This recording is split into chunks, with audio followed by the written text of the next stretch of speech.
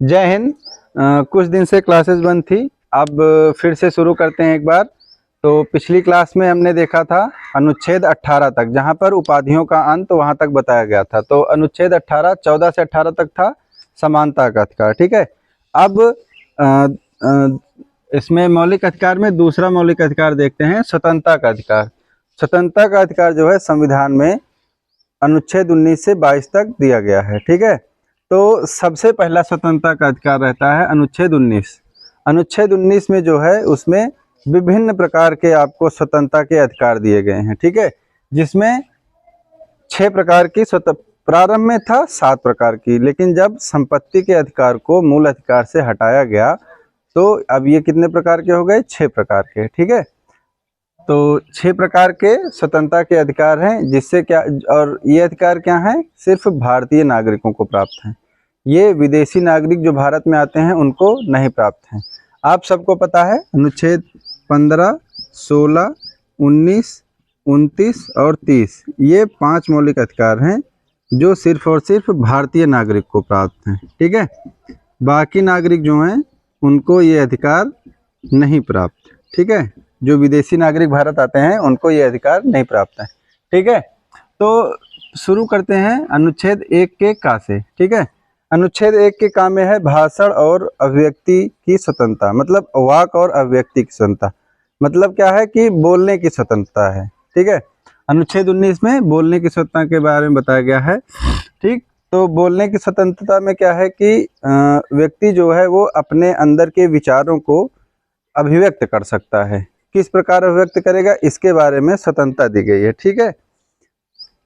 अब जैसे क्या है कि अनुच्छेद 19 1 के का में, ठीक है, इसी के अंतर्गत जो प्रेस होता है, प्रेस मतलब जैसे ये प्रिंट न्यूज़पेपर वगैरह या फिर मीडिया की जो स्वतंत्रता है उसको भी इसी के अंदर लिया गया है। ठीक है। मीडिया और प्रेस की स्वतंत्रता, ठीक, जो प्रेस की स्वतंत्रता है उसको भी अनुच्छेद 19 1 के का के अंतर्गत लिया जाता है। ठीक है। उसके बाद आता है अनुच्छेद 19 1 का खा। ठीक है। 1 के खा में क्या है? सम्मेलन करने का। सम्मेलन क्या होता है कि मतलब देखिए, पहले में आपको मिल गया बोलने की स्वतंत्रता, दूसरे में मिल गया सम्मेलन करने का। सम्मेलन मतलब आप इकट्ठा हो सकते हैं, आप एक दूसरे के साथ मिल के किसी भी चीज़ पे सम्मेलन या फिर सभा करने का अधिकार जो है वो भारतीय नागरिकों को जो प्राप्त होता है वो 19 1 के खा से प्राप्त होता है। ठीक है।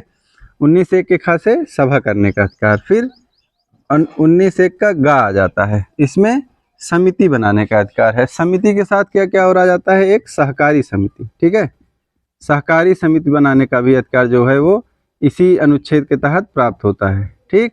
और ये हमको कहाँ से मिला था? ये जो 97वां संशोधन हुआ था संविधान में, वहाँ से प्राप्त हुआ था। ठीक है।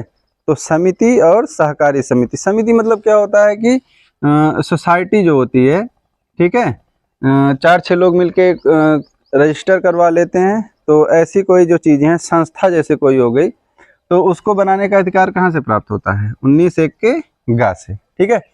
फिर 19 1 का घा आता है। ठीक है। उसमें बताया जाता है कि अबाध संचरण या फिर पूरे जो भारत का क्षेत्र है, ठीक है, संचरण कहाँ होगा? भारतीय राज्य क्षेत्र में।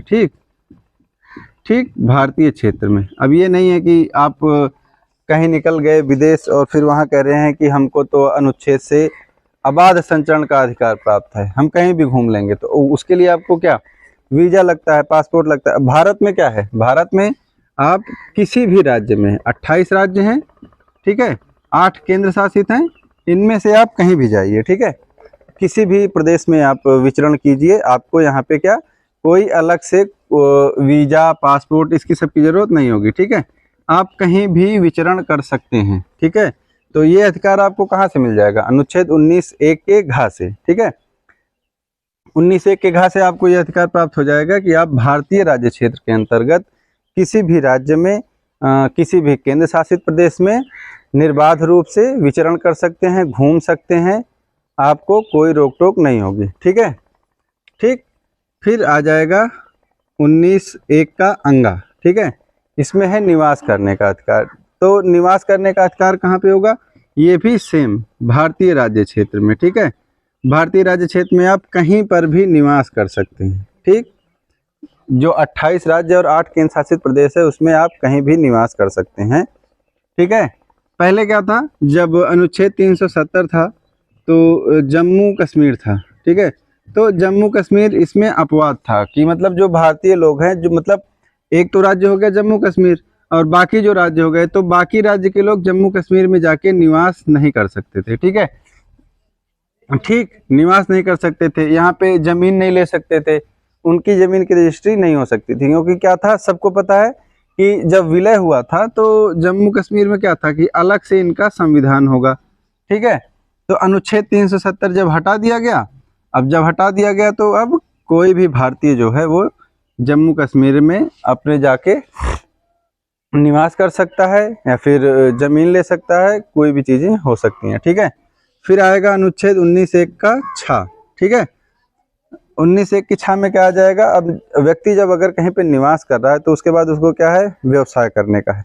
ठीक है, जीवन यापन करना है तो जीविका और व्यवसाय करने का अधिकार प्रदान किया जाता है। कहाँ पे, 19(1) के छा में। ठीक है, तो ये 6 प्रकार के स्वतंत्रता के अधिकार हैं। ठीक, फिर इन पे क्या है कि वो युक्ति युक्त प्रतिबंध लगाए जाएंगे। ठीक है, अब ऐसा तो है नहीं कि आपको स्वतंत्रता मिल गई है तो आप कुछ भी कर सकते हैं। ठीक, अब जैसे 19(1) का है। ठीक है, 19(1) का इसमें आपको वाक एवं अभिव्यक्ति की स्वतंत्रता प्राप्त है, सबको पता है। लेकिन अब आप किसी को कुछ भी नहीं बोल सकते हैं। ठीक है, अब आप किसी को गाली नहीं दे सकते कि मुझे तो बोलने की स्वतंत्रता है संविधान से, मैं ऐसे बोलूँगा।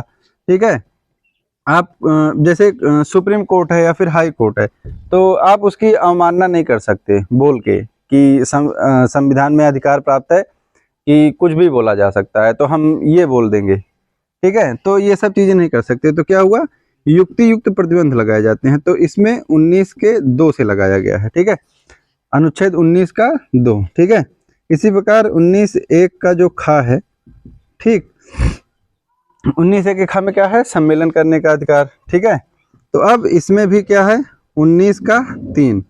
ठीक है, इसमें प्रतिबंध लगाया। प्रतिबंध कैसा, देखिए क्या है, अब सम्मेलन करने का अधिकार प्रदान कर दिया गया। ठीक है, लेकिन सम्मेलन कैसा, अब पता लगा बंदूक तलवार लाठी डंडा सब लेके सम्मेलन हो रहा है, तो इसलिए तो क्या हो गया, सम्मेलन क्या होगा, शांतिपूर्ण होना चाहिए।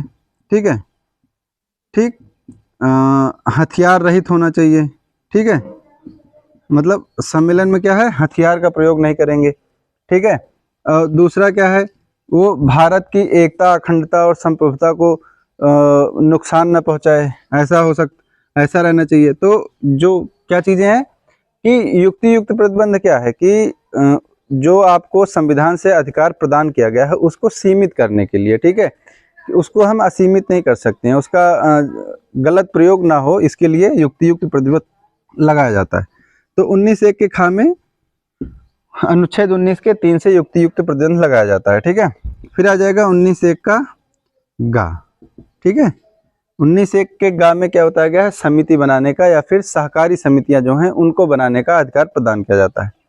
ठीक है, अब उनको बनाने के लिए फिर इसमें अब जैसे क्या है, समिति बनाने का अधिकार है तो पता लगा कुछ लोग मिलके आतंकवादी संगठन बना के बैठे हैं।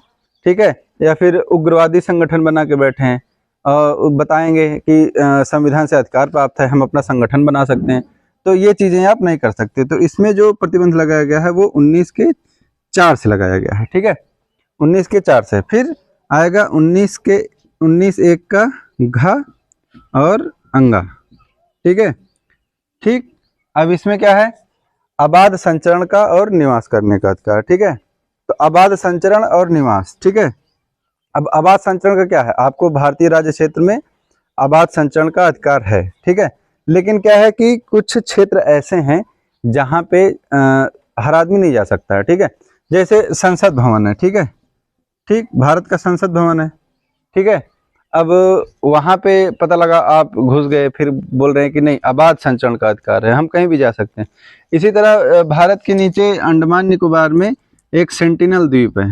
ठीक है, सेंटिनल द्वीप पे जनजातियां रहती हैं, उसमें क्या है कि वो अभी भी पुराने तरीके से रह रहे हैं, अभी भी धनुष बाण मार देते हैं। ठीक है, और दूसरा चीज़ क्या है कि जो बाहर की दुनिया है उससे अभी वो टच नहीं है, ठीक है। तो एक दो बार ऐसा हुआ है कि जो लोग गए हैं वो मतलब उनका शिकार हो गए हैं, वो मतलब आप जाएंगे आपको देख के वो तीर मारने लगेंगे, ठीक है। तो वो क्या है, वो एरिया जो है ना, भारत सरकार ने वहाँ पे जो बाहर से पर्यटक जाते हैं उनको जाने से मना किया है, ठीक है। तो अब वहाँ पे क्या है, मना किया गया है, लेकिन आप क्या बोले, अधिकार प्राप्त है भारतीय राज्य क्षेत्र में अबाध संचरण का, हम जाएंगे तो फिर पाएंगे, ठीक है। तो ये चीज़ होता है। तो इसमें अनुच्छेद 5 से यहाँ पे युक्त युक्त प्रतिबंध लगाया गया है, ठीक है। फिर 19(1) का क्या आ जाएगा, 6(6), ठीक है। तो इसमें क्या बताया गया है, जीविका व्यवसाय करने का अधिकार। तो अब जीविका का अधिकार प्राप्त है, ठीक है। आप कोई भी जीविका के लिए कोई भी साधन आप उपयोग में ला सकते हैं, ठीक है, कोई भी वृत्ति आप कर सकते हैं। तो अब इसमें क्या है, ठीक है। तो इसमें प्रतिबंध की आवश्यकता क्यों पड़ी, अब जैसे कोई है वो घूमते घूमते कहीं पहुंच गया, अब उस निवास करने लगा, वहां पे उसको क्या चाहिए, जीविका का साधन चाहिए, ठीक है। अब वो बोला कि मैं डॉक्टर बन के काम करूंगा, ठीक है। अब डॉक्टर बनने के लिए क्या है, डिग्री की आवश्यकता है, ठीक है। अब उसके पास ना कोई डिग्री है ना कुछ, वो बोला कि नहीं, संविधान से जीविका का अधिकार प्राप्त है, मैं तो डॉक्टर ही बनूंगा, ठीक है।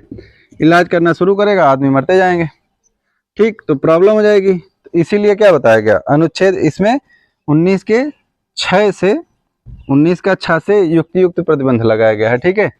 तो इसमें क्या है कि जीविका, ठीक है, आप जीविका का अधिकार आपको प्राप्त है, लेकिन कुछ चीज़ें ऐसी हैं जिसपे क्या है कि संविधान द्वारा उचित प्रतिबंध भी लगाया जाता है, ठीक है।